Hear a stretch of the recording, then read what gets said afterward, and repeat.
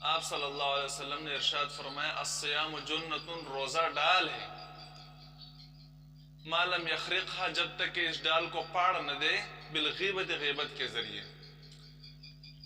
تو آپ نے دیکھا ہوگا کہ پرانے زمانے میں جب جنگیں ہوتی تھی تو جو آدمی جنگ کے میدان میں دشمن کا مقابلہ کرتا تو اس کے سیدھے ہاتھ میں تلوار ہوتی اور اس کے الٹے ہاتھ میں ڈال ہوتی۔ تلوار کے ذریعے تو وہ دشمن پر وار کرتا اور ڈال کے ذریعے دشمن کے وار سے اپنے آپ کو بچاتا۔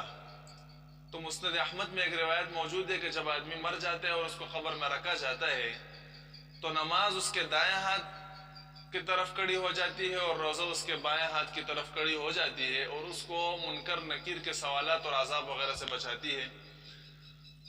تو دائیں ہاتھ میں نماز ہوگی، تلوار، جیسے ایک روایت میں آتا ہے کہ نماز برہان ہے، برہان، اور روزہ بائیں ہاتھ کی طرف ہوگا جس سے اشارہ ہے کہ وہ ڈال ہے۔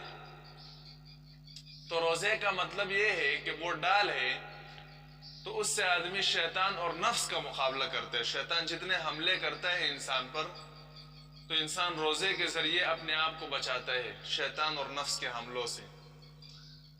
تو لیکن حدیث شریف میں آپ صلی اللہ علیہ وسلم نے ارشاد فرمایا کہ جب تک اس ڈال کو پاڑ نہ دے غیبت کے ذریعے، تو اس کا مطلب یہ ہوا کہ جب غیبت کرے گا روزے کی حالت میں تو ڈال کا مطلب تو یہ تھا کہ گناہ سے بچے، شیطان کے حملوں سے بچے۔ جب غیبت کرے گا تو خود اس نے اتنا بڑا گناہ کیا، والغیبت اشد من الزنا، غیبت زنا سے بڑا گناہ ہے، سخت گناہ ہے۔ تو جب اتنا بڑا گناہ کرے گا تو ڈال ٹوٹ گئی نا آپ کی، تو پھر اس کے بعد تو آپ کا روزے کا فائدہ نہ رہا۔ روزے کا مقصد یہی ہے کہ انسان گناہوں سے بچے، اور روزہ یہ عملی مشق ہے، تمرین ہے، ایکسرسائز ہے تقوی کی۔ اس سے آدمی کے اندر دو جذبے ابھرتے ہیں، ایک شکر کا اور ایک صبر کا۔ شکر کا جذبہ تو ایسے ابھرتا ہے کہ 11 مہینے وہ کھاتا ہے پیتا ہے، اللہ کی نعمتوں کو استعمال کرتا ہے، لیکن اس کو احساس نہیں ہوتا۔ لیکن جب رمضان کے مہینے میں دن بھر وہ نہ کھاتا ہے نہ پیتا ہے اور پھر افطاری میں وہ کھاتا ہے پیتا ہے، تو بے پناہ جذبہ ابھرتا ہے اس کے اندر شکر کا۔ اور جو غریب ہے، مسکین ہے، ان کے احساس بھی پیدا ہو جاتا ہے کہ دیکھو یہ لوگ بھی بھوکے پیاسے رہتے ہیں۔ اور اسی طرح صبر کا جذبہ بھی پیدا ہو جاتا ہے، گناہوں سے منع ہونے کا جذبہ بھی پیدا ہو جاتے ہیں۔ تو جب روزے کی حالت میں آدمی گناہ کرے گا تو روزے کا مقصد تو فوت ہو گیا۔ اسی وجہ سے آپ صلی اللہ علیہ وسلم نے ارشاد فرمایا کہ بہت سارے روزہ دار ایسے ہیں کہ جن کو بھوک اور پیاس کے علاوہ کچھ بھی نہیں ملتا، یعنی بھوک اور پیاس تو برداشت کر لیتے ہیں لیکن روزے کی فضیلت، روزے کا ثواب ان کو حاصل نہیں ہوتا، ثواب سے، فضیلت سے محروم ہو جاتے ہیں۔ وہ اسی طرح کے روزہ دار ہوتے ہیں کہ جو اپنے روزے کو غیبت کے ذریعے شارٹ کٹ کرتے ہیں، یا گیموں، فلموں اور گانوں بجانوں کے ذریعے شارٹ کٹ کرتے ہیں، فضولیات اور لغویات کے ذریعے اپنے روزوں کو، یا پورا دن نیند میں گزار دیتے ہیں۔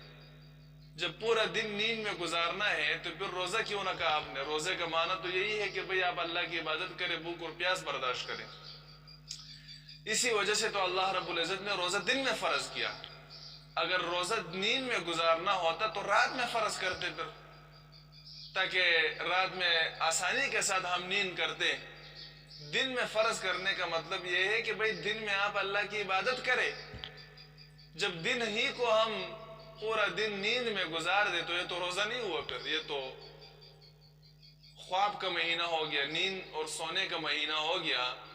اور پھر افطاری میں اور سحری میں ایسے کھانے کے انتظامات کیے جاتے ہیں جس سے یہ محسوس ہوتا ہے کہ یہ رمضان کا مہینہ نہیں ہے، یہ کھانے پینے اور سونے کا مہینہ ہے۔